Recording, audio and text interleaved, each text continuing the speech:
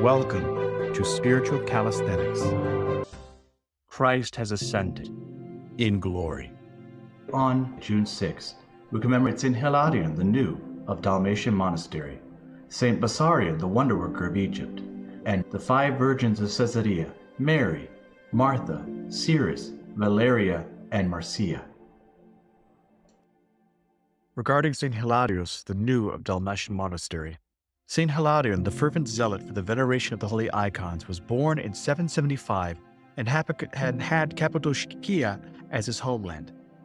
About the year 806 through 811, he became abbot of the monastery of Dalmatis, but was exiled by the Emperor Leo the Armenian, and later again by Theophilus. He was set free by the pious Empress Theodora and again became abbot of the monastery of Dalmatis from 843 to 845 until the time of his repose. The image of God was faithfully preserved in you, O Father, for you took up the cross and followed Christ. By your actions you taught us to look beyond the flesh, for it passes, rather to be concerned about the soul which is immortal. Wherefore, Holy Hilarion, your soul rejoices with the angels. The readings are according to the week. From Acts of the Apostles. In those days, when it was decided that we should sail for Italy, they delivered Paul and some other prisoners to a centurion of the Augustan cohort named Julius, and embarking in a ship of Adramyttium, which was about to sail to the ports along the coast of Asia, we put to sea, accompanied by Aristarchus of Macedonia from Thessalonica. The next day we put in at Sidon, and Julius treated Paul kindly, and gave him leave to go to his friends, and be cared for. And putting to sea from there, we sailed under the lee of Cyprus, because the winds were against us. Now, it must be understood that St. Paul is receiving this courtesy because he is a Roman citizen. And when we had sailed across the sea, which is off of Sicilia and Pamphylia, we came to Myra in Lycia. There the centurion found a ship of Alexandria sailing for Italy and put us on board. We sailed slowly for a number of days and arrived with difficulty off Cnidos, and as the wind did not allow us to go on, we sailed under the lee of Crete off Salmone.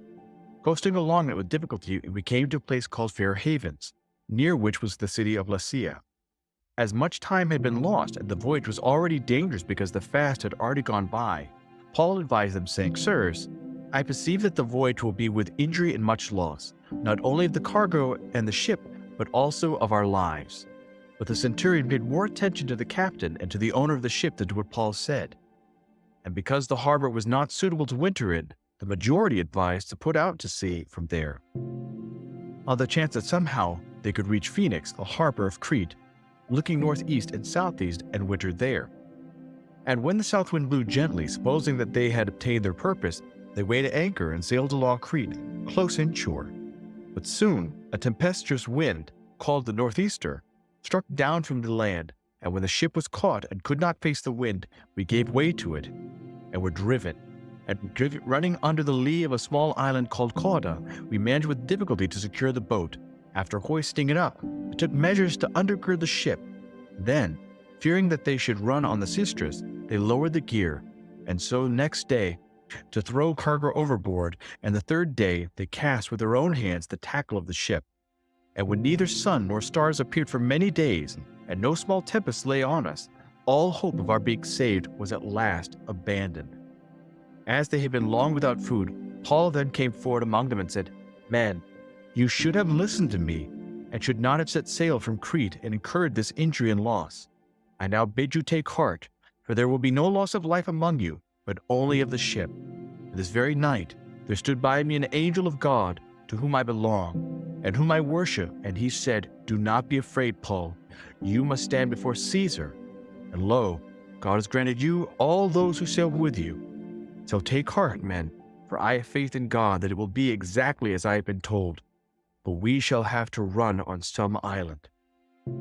So in other words, because St. Paul is going to accomplish the work of Christ and that he will appear before Caesar in Rome and preach to the Romans there, nothing is going to befall Paul, and so they must follow him. When the 14th night had come, as we were drifting across the Sea of Adria, about midnight the sailors suspected that they were nearing land.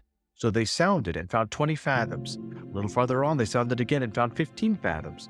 And fearing that we might run on the rocks, they let out 4 anchors from the stern and prayed for the day to come.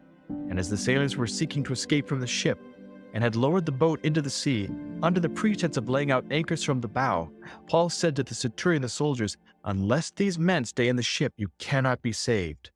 Then the soldiers cut away the ropes of the boat and let it go. As day was about to dawn, Paul urged them all to take some food, saying, "Today is the 14th day that you have continued in suspense and without food, having taken nothing. Therefore I urge you to take some food.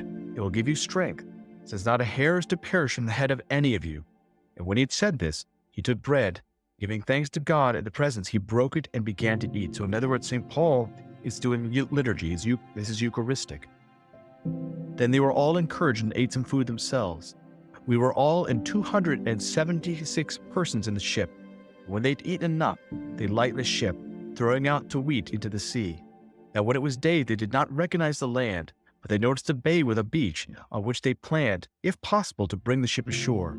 So they cast off the anchors and left them in the sea, at the same time loosening the ropes that tied the rudders, then hoisting the foresail to the wind, they made for the beach. But striking a shoal, they ran the vessel aground.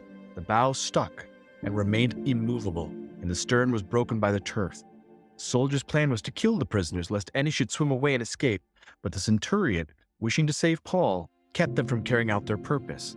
He ordered those who could swim to throw themselves overboard first and make for the land, and the rest on planks or on pieces of the ship.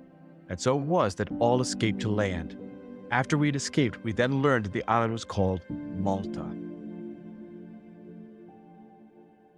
The reading is from the Gospel according to St. John. At that time, Jesus lifted up his eyes to heaven and said, "As you, Father, did send me into the world, so I have sent them into the world, and for their sake I consecrate myself, that they also may be consecrated in truth. I do not pray for these only, but also for those who believe in me through their word, that they all may be one." So in other words, Christ first prayed for the church, and now he's praying for those who will hear from the church and join the church. "Even as you, Father, are in me, and I in you, that they also may be in us, so that the world may believe that you have sent me. The glory which you have given me, I have given to them, that they may be one, even as we are one. I in them, and you in me, that they may become perfectly one, so that the world may know that you have sent me, and have loved them, even as you have loved me. Father, I desire that they also, whom you have given me, may be with me where I am. Behold my glory, which you have given me in your love for me, before the foundation of the world. O righteous Father, the world has not known you, but I have known you, and these know that you have sent me. I made known to them your name, and I will make it known, that the love with which you have loved me may be in them, and I in them. So this love, this selfless love that Christ is asking, is the love that he has with the Father and the Holy Spirit, and he's asking that we also have it for each other.